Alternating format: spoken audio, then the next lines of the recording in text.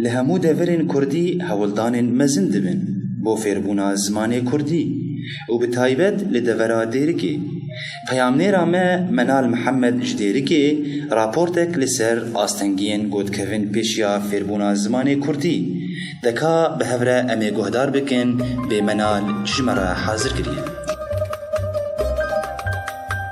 فێرکردنا زمانê Kurdî barekî gelekî giran û zehmet bû li ser milê zimanzaneyan û kesên bi vî karî dirabûn. Lêbelê piştî şoreşê rewş hata guhertin û hinek zehmetî û kelemên berê ji holê rabûn. û li derbarê mijara fêrkirina zimanê Kurdî de Mamoste Emîn Omer nûnerê komîta fêrbûna zimanê Kurdî li dêrikê û derdora wê ji me re axivî û got. Bi armanca fêrbûna zimanê Kurdî بله نفرکرین بو فیربون بو بر ملت جهاد فیری زمان کردی بو دما بران آزادی هات هر تشتی باش هیچین هات اشتن هری باش او بون زمان کردی هات و جاندن کردی.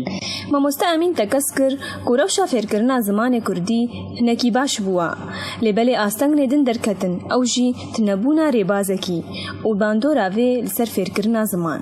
Birastî û her kes zanî û her rewşenbîrek zanî nebûna rêbazekî bandoreka xweya negatif metkî gelek rêxistinê ziman hene devera me de devera me ya Kurdî de her yek rêbazeka wa heye dişopînin چندک جدا آفرینی ناف شاگرد خدا زیرگان میان ها هایی مزن او یک جه ماموسته یه کاری فیرمونا زمان کردی نه بویره اکادمی یا جو بویره گل کی پیشکتی وی کاری ریو دبن. کوشورش دوی دمی دا دست پی نکربانه دبا گود هندری 10 سالان دا زمان کردی وندا بوبانه.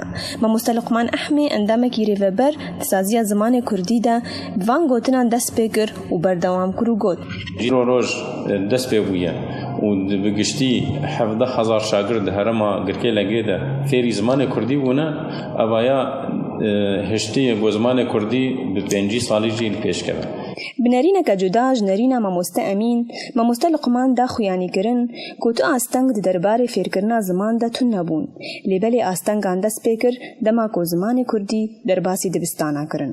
Di dema wextê ku hemle dest pê kir ew kesê dîtir kes nehatin ji bilî saziya zimanê Kurdî di merhela ewlî de dest pê kir û derbasî dibistana bû.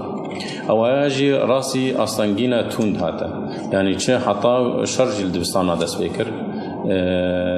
دور د سیستم رژیم سوری دبستان گرتن.